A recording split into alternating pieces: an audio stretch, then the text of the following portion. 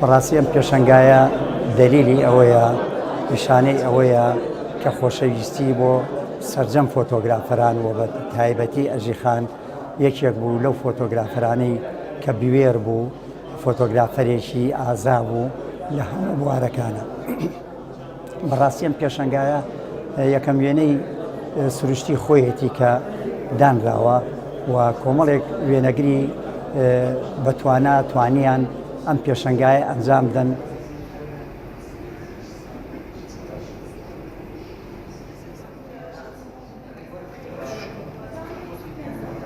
پێشانگای خەونەکانی ئەژین خەونی هەمومانە پێشانگایە کە لە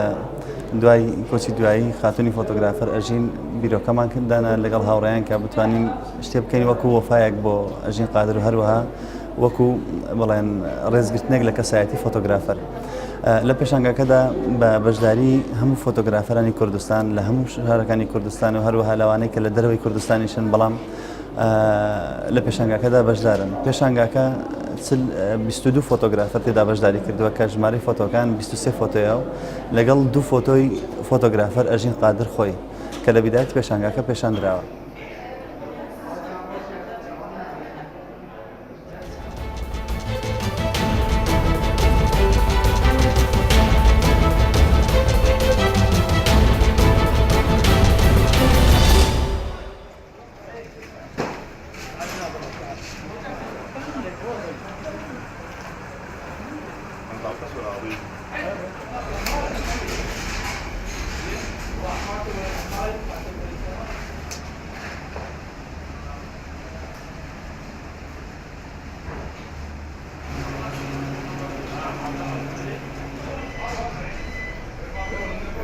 منذ 25 سنة أنا أعيش في هذا السوق منذ الصغر، ونشأت وترعرعت في هذا السوق، وهو يعتبر من أقدم الأسواق الموجودة في هذه المنطقة شارع الرشيد، وتاريخه منذ أن قطموا اليهود بهذه المنطقة، وهي تاريخ قديم.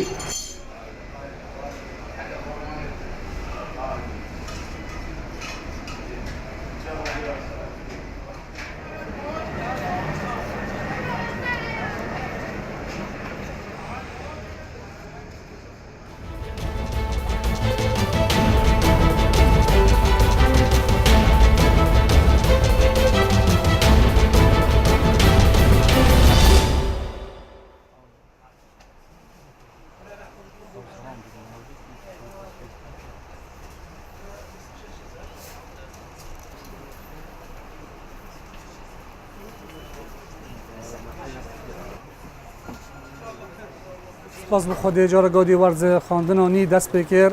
و سال 2018 امجوه کی تبع ملت کرد را با این بودا بکرنا که لبلت خواندنگاه و خطابیت خوب زاروکت خو دست بکرنا وی خوناخ جیدی بی دست سبب که که جو قدابی بده بدل کردن چید با است خواندن الحمدلله به خود سال گذور خوب شب آرامی در باز بید شکر به خدا.